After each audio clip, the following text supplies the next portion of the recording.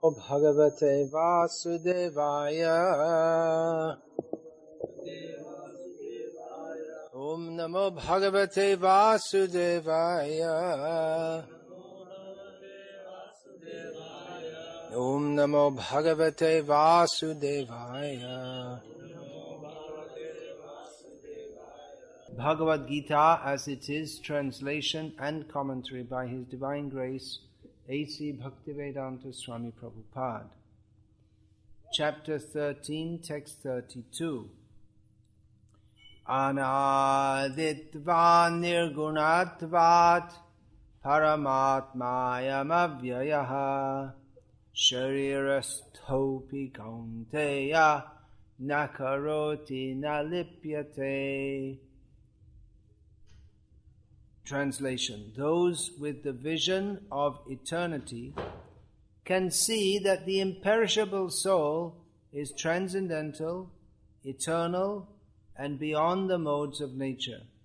Despite contact with the material body, O Arjuna, the soul neither does anything nor is entangled. Purport. A living entity appears to be born because of the birth of the material body, but actually the living entity is eternal. He is not born, and in spite of his being situated in a material body, he is transcendental and eternal. Thus he cannot be destroyed. By nature he is full of bliss. He does not engage himself in any material activities. Therefore the activities performed due to his contact with material bodies do not entangle him. Srila Prabhupada, in his translation of the verse, refers to people with the vision of eternity. What does that mean? That means a person who can see beyond what Srila Prabhupada called this spot life. Spot life. We're just here in this body for a very short time. If someone lives for 100 years, we think they're a very old person. But actually, it's in eternity, it's a very short time. And we understand from the Vedic knowledge that we go from body to body to body to body. So what is this life? It's just blip, come and gone. But those with the vision of eternity understand that before I was born I existed, and after I die I will continue to exist. Now, many people will nod their head. This is Hindu belief. But it's more than Hindu belief. One who actually sees like that, their whole approach is different. Now, people might believe that because they're born in a Hindu family, and that's what Hindus believe. But actually to understand that, the implications of it, means that we're going to lead our life in a different way to someone who, being deluded by Maya, the illusory energy of Krishna, thinks that, well, I'm here to enjoy myself. One who understands that I'm just here for a short time. After that, I have to go somewhere else. And depending on what I do now, that will affect my future. I'm in the present situation I'm in because of activities I performed previously, and I'm going to get a future result according to what I do now. And especially the human form of life is very important. There's a common misconception that you only get born in human bodies. I mean, people who accept the principle of what is called reincarnation, they often think that you're only born in human bodies. But why should that be? Why should you only be born in human bodies? For instance, people who like to eat meat, they'd be better off in a tiger body. So that's what nature gives them. People who like to be nudies in this country, it's not in this weather, I guess, but on the occasions that the sun comes out, some people like to be nudies. They like to go around naked. So by the laws of nature, in their next life they'll become a tree, because a tree stands naked. People who like to inflict violence on others for fun. That's some people in this country do that, right? They just attack others for no reason other than they get some kind of perverted pleasure out of seeing others suffer. So in their next life they'll become a snake, because that's the propensity of a snake, just to bite someone with no reason. So you get what you want and you get what you deserve. So it's not necessarily that you're going to get born in a human form of life. The Vedic knowledge teaches us that there are 8,400,000 species of life. And the human birth is very rare. But it's only in human life that one has the possibility to think, who am I, where am I going, what am I doing? The snake, the dog, the cat, the tree, they're all living beings, but they can't think about what they're doing. You like to sit and listen? There's very important things. You won't hear this anywhere else. You won't get this on the TV or in the school or anywhere. So it's only in the human form of life that we have sufficient intelligence to even consider these things and to act accordingly. In other forms of life, we're just living off the karmic reactions from human life. What we do in this life will affect us for many lives in future. So in human life, because there's more intelligence, there's the possibility to think about these things, and there's also responsibility.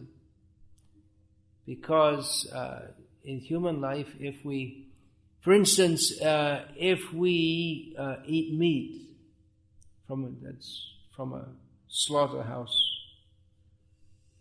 we have to suffer a sinful reaction for that. The tiger doesn't suffer sinful reactions for attacking another animal and killing it, because the tiger doesn't have the intelligence to think what is right and what is wrong. Only in the human form of life do we have sufficient intelligence, and with intelligence comes responsibility. We can choose what to do. And we should find out what is the right thing to do and what is the wrong thing to do. It's not, as some people imagine in the modern age, that there's no real right and wrong. You can do what you like. What is right or wrong is subjective. No, there are laws of nature. Just as in physics they teach that for every action there is an equal and opposite reaction. So that's true on the karmic sphere also. You can't go around mistreating people, or even just like something it might not seem you're harming anyone. Well, what's the harm if you get drunk? If you don't do any harm to anyone. But that's also sinful, because you're harming yourself. You're misusing your human life. So there is right and wrong, and we are not the ones who decide that. There is God who speaks this Bhagavad-gita, Krishna. And for actions that are properly performed, we get good reactions. You can go to persons who act piously. They can go to heavenly planets. And people who act sinfully, they go to hellish conditions. Now, some people don't believe in hell, but we can see it all around us. We see people in this world in hellish conditions. Actually, Srila Prabhupada, our founder, Acharya, Guru, when he was present here in London in 1973, I think it was, he was asked by one of his disciples if the Bhagavad-gita is spoken in hell. And Prabhupada said, I am here, I'm speaking Bhagavad-gita, London is hell. So we may think, well, why is it hell? But with this kind of weather, not only the weather, but the mentality of many of the people is hellish, as we were just discussing. There are many people who will inflict pain on others and think that that's fun to do so. That's a hellish mentality, isn't it? That's not a saintly mentality. That's a hellish mentality. And some people, they go out deliberately looking for trouble. I suggest that you leave a little pathway so people can come in. Leave a little passageway. Please come in. Hare Krishna, you're welcome.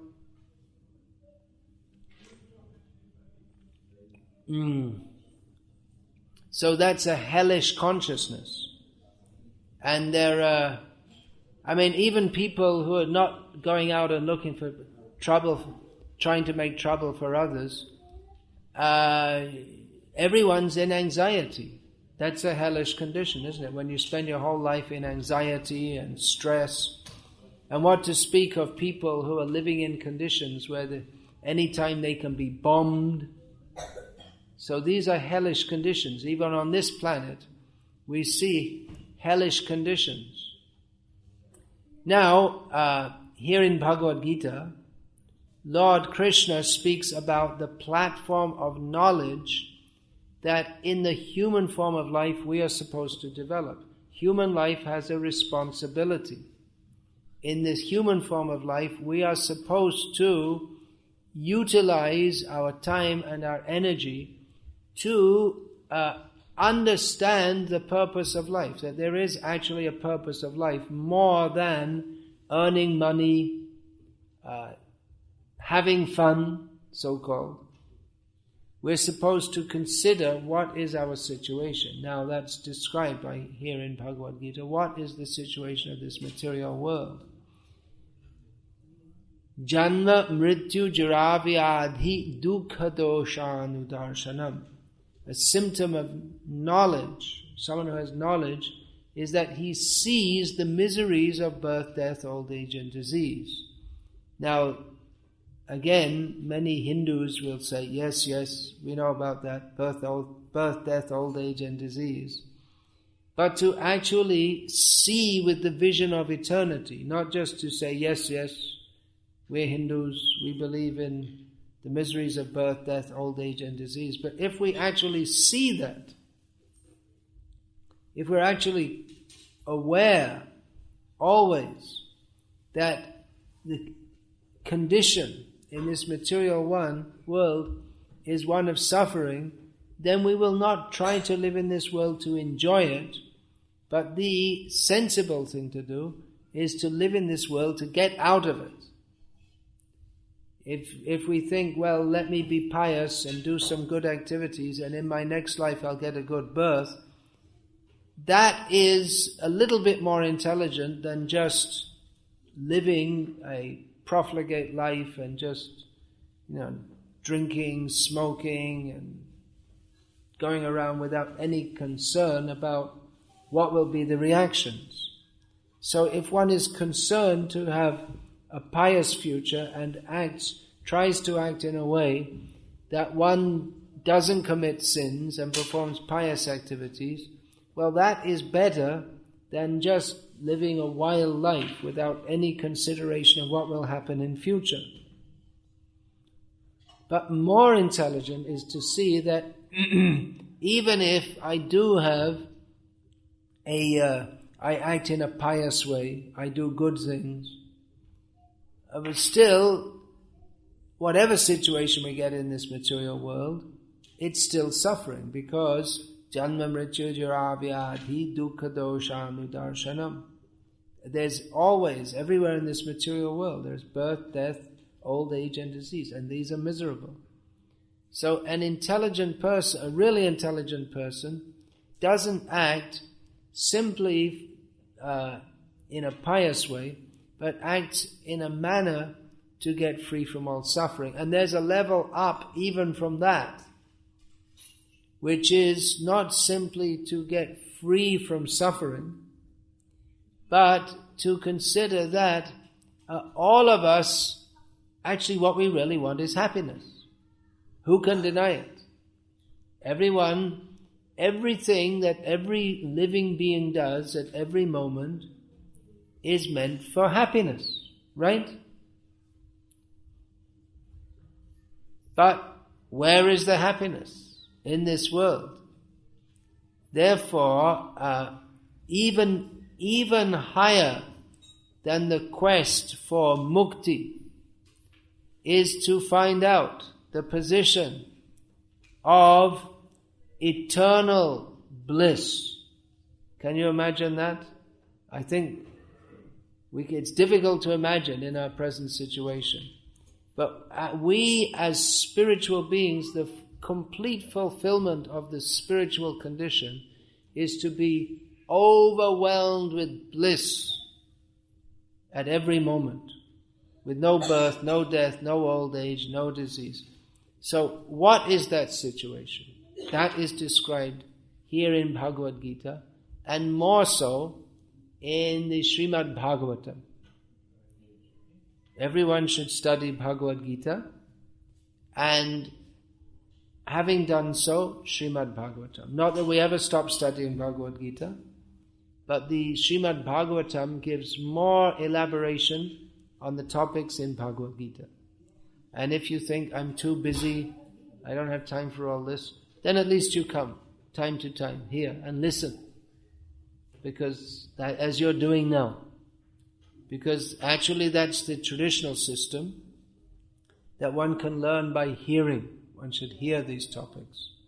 So there is a condition quite opposite to that of this material world, which is full of suffering. This material world is a perverted reflection of the spiritual world. The example is given, just like a tree, if you see reflected in a lake, you'll see that it looks exactly like the original tree, except that everything's upside down. So like that, this material world is a reflection of the spiritual world, but everything's upside down. Nothing makes sense. In the spiritual, in the material world, we see there are people, families, communities, people trying to be happy, and misery. And in the spiritual world, there are people, family, communities. It's all there, but it's pure bliss. That is with Krishna in the spiritual world. Krishna is Chintamani prakara sadmasu kalpavriksha lakshavriteshu surabhir abhipalayantam lakshmi sahasra shata sambhrama sevyamanam govindamadi purusham tamaham bhajami. Govinda, Krishna, is the original person, the Supreme Personality of Godhead, who is to be worshipped by everyone, even Brahma, the great creator of this universe. And Krishna lives in the spiritual world, where all the buildings and the houses, they're not made of cement or bricks, but they're made of chintamani, which means touchstone or wish-fulfilling stone. Whatever desire you have is fulfilled. But then people don't desire useless things. They only desire that which is pleasing to Krishna. And the trees also have that quality.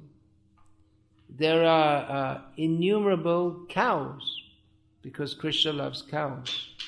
And there are innumerable gopis with Krishna.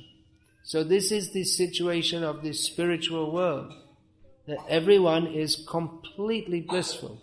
And in this material world, people think they are happy, but as the Srimad Bhagavatam states, Kim sukham martya dhaminam. Where is the happiness in a place of death? Just like you can imagine, if people they're brought to a concentration camp and they're just being kept there until they're sent to be killed, then are you going to be happy there? Is anyone going to be happy? If you're all taken out and captured, and okay, so in 5 days you're all going to be killed. Is anyone going to be happy?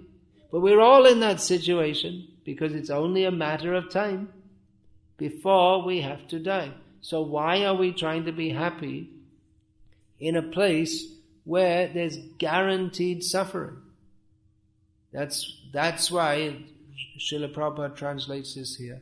The vision of eternity. People will say, yes, yes, birth, death, old age and disease, miserable. Yes, yes, we all have to die. But if we actually live with that awareness that at every moment that ticks by, our human life is getting shorter, which is meant for God realization. We have to suffer old age, disease and death. And at any moment it can come. You just don't know when it's going to come. So one who has this awareness doesn't spend their life simply amassing things, amassing objects, trying to be happy through enjoying the senses, eating nice food, watching things on TV or like this. But devotees of Krishna, they do enjoy, but on a different platform to that of materialistic people. We don't say stop enjoying, but enjoy on the spiritual platform with Krishna. Just like everyone likes to eat nice food. But if we eat food which is not offered to Krishna, that becomes sinful. So instead of thinking, let me enjoy nice food, if we think, Krishna, let me offer nice things to him, and then we take prasad, we become completely purified. Just like you see here, Krishna is so beautifully decorated, isn't it? You've all come here to see, you didn't come here to hear me, you came to see Krishna, right? So Krishna is so beautifully decorated. Well, actually, everyone should have the opportunity to come and take darshan of Krishna daily. In traditional culture, it wouldn't be once a week, once a month, once a year, but people would daily, in every neighborhood or in their houses, people would spend time every day in their own home. They'd either in their own home or in the local temple. They'd bring flowers, decorate Krishna, and in this way perform service to Krishna, because Krishna gives all these nice things and they're actually meant for him. The flowers are very beautiful, but when they're placed on Krishna, they become more beautiful, because Krishna is the source of all beauty. That is the proper use of flowers. So in this way, it's not that we don't enjoy life, but we enjoy life in the best possible way and in a completely pure manner, which takes us beyond birth and death. Nice food, yes, let there be nice food. Let it all be offered to Krishna. But instead of thinking, let me eat nice food, if we think that let's make for offering to Krishna, and then we'll distribute it widely. Why should only I take Krishna Prasad? Let it be distributed widely to everyone. And then we lose this sense of selfishness that let me enjoy, and we become happy in serving Krishna and seeing others coming to Krishna by taking Krishna's prasadam, by decorating Krishna very nicely, and then calling others, please come to the temple and see Krishna. So we become pleased, Krishna becomes pleased, and everyone becomes pleased. And this is it's way far above even the standard of pious people who are simply thinking, let me do good activities and then I will be happy. And definitely it's far, far above the level of people who attack others and that's their pleasure. People with very poor, very low consciousness. So, the vision of eternity, that I am eternal. So why should I be stuck just thinking about this life when it's going to be finished at any moment?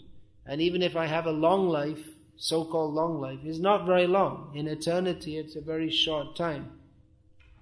So, what is our eternal situation? In this human life, we should consider, what is our eternal situation?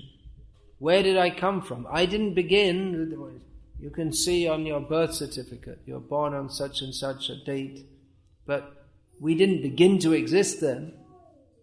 We always existed, because the soul is eternal. And sometime we're all going to have to die. It doesn't matter, whatever yoga exercise or whatever vitamin pills you take or whatever. Everyone has to die. But if we understand, I don't actually die, it's only the body. I am eternal. If we live with that consciousness, then actually we don't die. Because death, the experience or the suffering of death, only occurs because of identification with the body. But if we understand I'm not the body, then we don't die. Actually, we don't die. No one dies because we are not the body. We are the Atma. We are the eternal spirit soul. So no one actually dies. But because we think we are the body, therefore we experience the suffering and the pain of dying. So these are actually very simple principles to understand. But then why don't we understand them? Well, one reason is in modern society no one teaches it. In the schools, they teach you have to get ahead in this life. They don't teach that. And it's the information age through the internet and so many different softwares. There's so much information available. You can look up pretty much anything on the internet at any time and get so much information. But there's no program to teach us the most important thing, which is who are we and what is the purpose of life. There's a lot of sectarian religion. People saying, you have to believe this. But spiritual knowledge is lacking.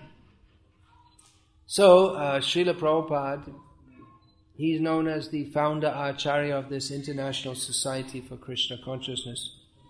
He didn't start a religious movement as such to add to the number of sectarian religious movements, but as a genuine guru, he was a teacher. He wanted to teach people what is reality, what is the actual nature of reality.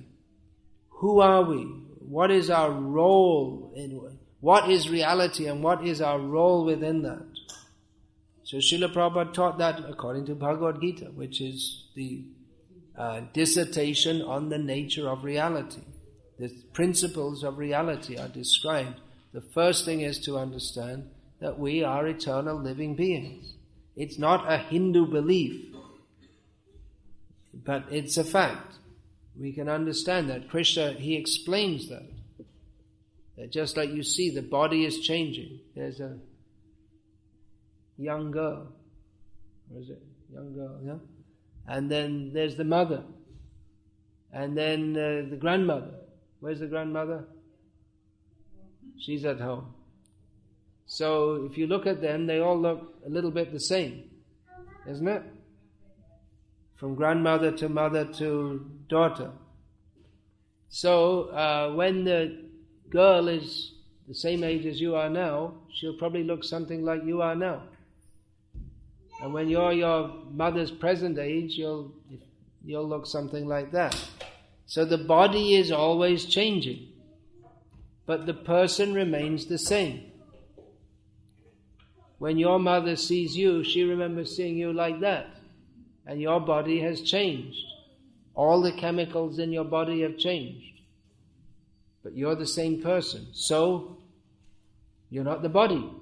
Because the body is made of chemicals. But you're not the chemicals. You are the person. And the person remains even though all the chemicals change. That means we are not the body. It's an easy thing to understand. we, the person, are a separate principle from the body, which suggests that we existed before the body and we will exist after the body, but we experience suffering in this world because of identification with the body. So these points Krishna teaches. It's not a sectarian religious belief. Srila Prabhupada taught this. It's not a sectarian religious belief. It's as Srila Prabhupada would often say, it is a spiritual science to be understood. It's not that because I'm a Hindu, I believe in birth and death. But it's a scientific principle to understand. And if we understand it, we see with the vision of eternity, then definitely our life, we're not going to live our life in the same way that everyone does. Just simply living to what can I enjoy next. We don't live like that. But we live thinking, understanding that I am stuck in this material world, I don't belong here. I belong with Krishna in the spiritual world. Now we might think that, well, if we act like that or think like that, that will make us so much detached from the world that we'll become irresponsible. But Krishna doesn't see. Krishna's teaching the practical spiritual science. Krishna doesn't teach us to be so detached from this world that we completely forget about it. If we have this spiritual knowledge, we're supposed to share that with others. And if we, whatever situation we're in, please move in a bit, otherwise you're going to block the passageway. If we're in whatever situation we're in this world, we're supposed, according to what Krishna states in Bhagavad-gita, we should execute responsibilities according to that situation. So if we take up this knowledge of Bhagavad-gita, which we should do, really we should do, we might think, well, then I have to leave my family and everything. But Krishna doesn't recommend that. He doesn't say that. He said, what is that? Anasakta sanavishvanga putradara grihadishu. That one of the symptoms of a person in knowledge is that he's not attached to his home, wife, children, and the rest. But having said that to Arjuna, he didn't tell Arjuna to leave his family. One should cultivate detachment while being responsible. In other words, if you're a family man or woman or whatever, if you're in the family, you do your family duties, but at the same time realize this is not my eternal situation. One has a responsibility to, parents have a responsibility to look after the children, but that doesn't mean just clothing them and feeding them. But the main responsibility is to teach them who we are, what is our relationship with Krishna. If you give your children clothing and food and get them well educated and so-called and all these things, but you don't teach them that this world is not our actual place. We don't belong here. We believe we belong in the world of bliss with Krishna. If we don't teach them how to get free from birth and death, then we haven't properly discharged our duties. Human life is meant for responsibility, not only for ourselves, that we should act in such a way that we get free from birth and death and go to Krishna, but we have to act with responsibility to others. So those are a few words about the vision of eternity that Krishna speaks about here in Bhagavad-gita. I'll read this verse again, and then if anyone wants to ask any question about this, you will be welcome to do so. So the verse I'll read again. Anaditvan nirgunatvat paramatmayam avyayaha sharirastho pikauntaya nakaroti nalipyate.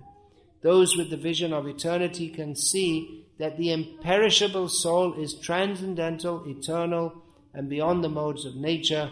Despite contact with the material body, O Arjuna, the soul neither does anything nor is entangled. So if anyone has any question, you're welcome to ask. And I'll try to answer it to the best of my ability according to what I've learned from here. Okay, please, I saw this hand first. Well, I just said, According to our mentality and our inclination, we get the next birth. According to our mentality and our inclination, we get the next birth. Exactly the description is given in Srimad Bhagavatam, that karmana daiva netrena jantur dehopapatteye. According to our karma, our activities, and daiva netra, that means under the supervision of the Supreme Personality of Godhead and the various demigods, we get our next body. Supervision. Yeah, daiva netra. It's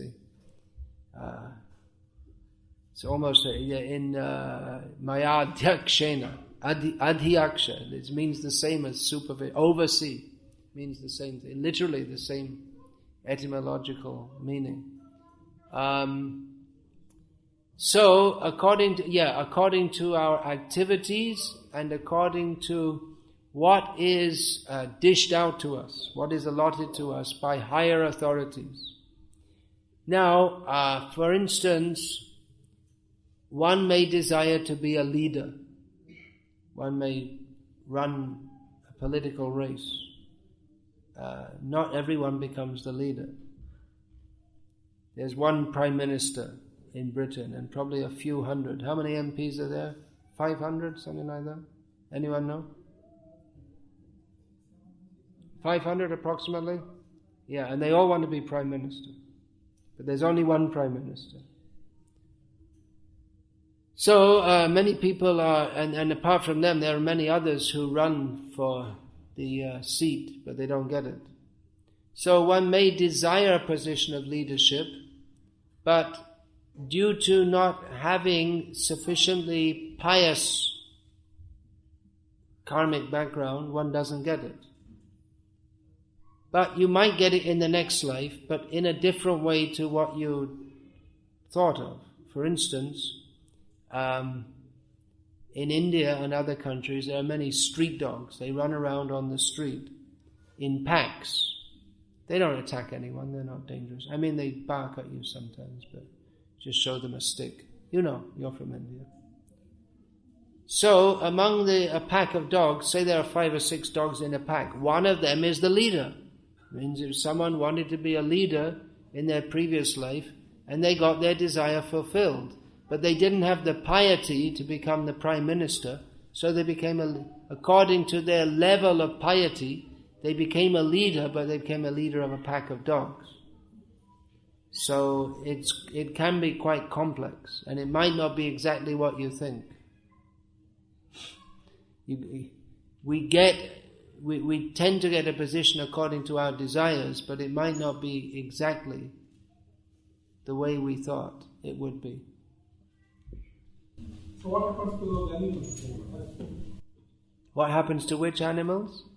In this human body, we said, it's our karmic reaction which leads to a different animal body. Yeah, we can get different animal bodies. Yeah, those animals, they don't have any karma as such. No, well, they are in other species than human. One is simply enacting karmic reactions.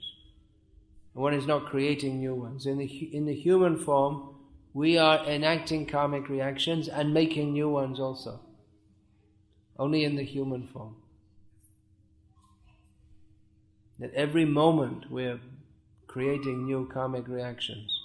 Unless we are Krishna conscious, as in this verse, which I read today. Sharira topi konteya nakaroti na lipyate. One who sees with the vision of eternity, one who acts on the spiritual platform, they don't create new karmic reactions, and they're not entangled in this world. That's what Krishna states here.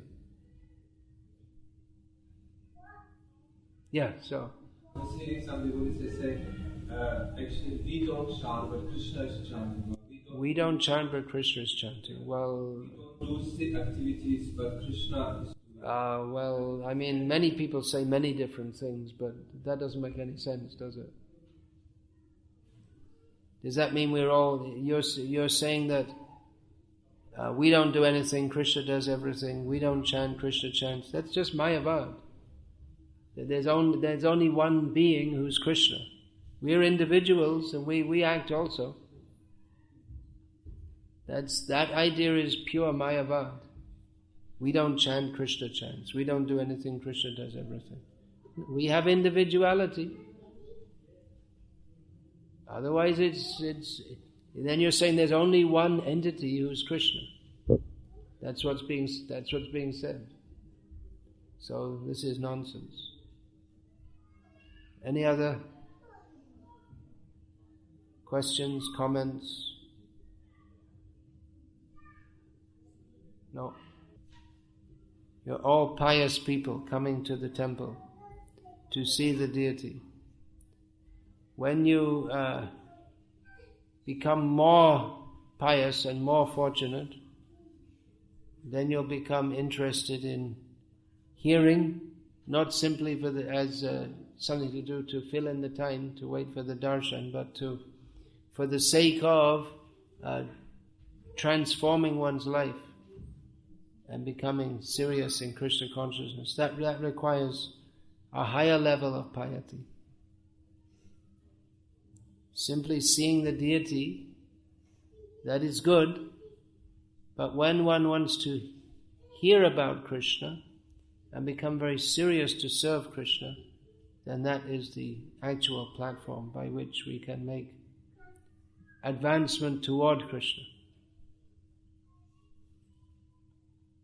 Yeah, so if there are no more questions, then Hare Krishna, Krishna Krishna, Hare Hare, Hare Rama, Rama Rama, Hare Hare. Books, we're going to present about the books.